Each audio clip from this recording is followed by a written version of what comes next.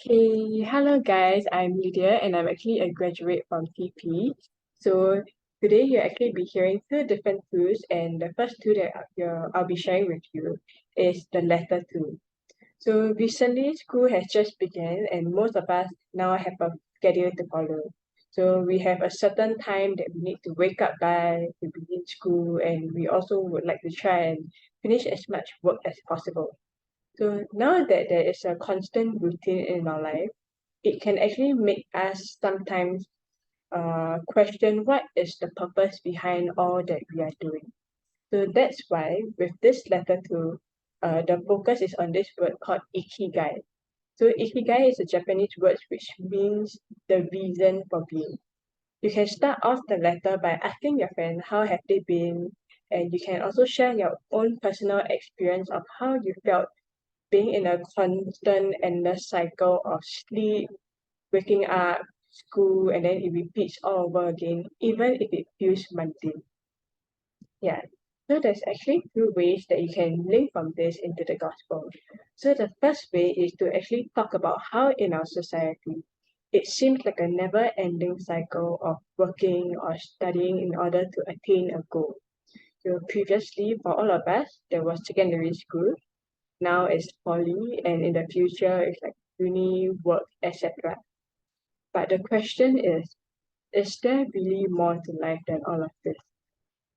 From there, how you can link it into the gospel is to share your own take on how there is more to life because there is a purpose which God has created for us to find in Him.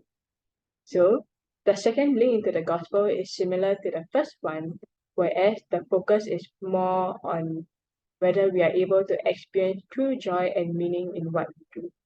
So we tend to forget our passions and motivation when we are stuck in a cycle for too long. So you can actually share that you found genuine joy even in the mundane tasks because of what God has chose to do on the cross for us. Yeah. So for today, if you're planning to use the letter to, you can actually start by writing the introduction of the letter to your friend by asking how are they doing before eventually leading into the gospel. So if you're wondering what the letter 2 actually looks like, let me share the screen and show you guys. So there is two examples. One is this and the second is this. Yeah. Okay, so as you're writing the letter, right, I actually want you to consider as well if you personally had ever had a moment where it's at the end of the day, after school, you're lying on your own bed and you can't help but feel that life seems so repetitive each and every single day, and how we are just like a small little figure in this huge, enormous world. Yeah.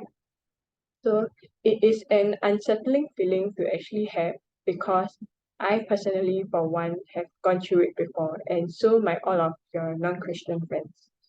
The way, the only way that they can choose to ignore these feelings is to find other means of distraction.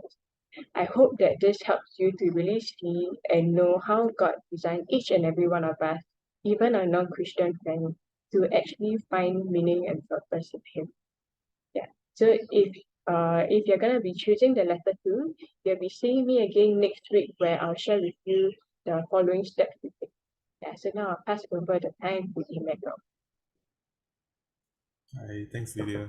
Hello, my name is Emmanuel. I'm used to be from NPE, and I'll be guiding you through the questionnaire tool. I have a question. First is, do you know who we celebrate on 2nd July this year? No, well, Lydia doesn't know.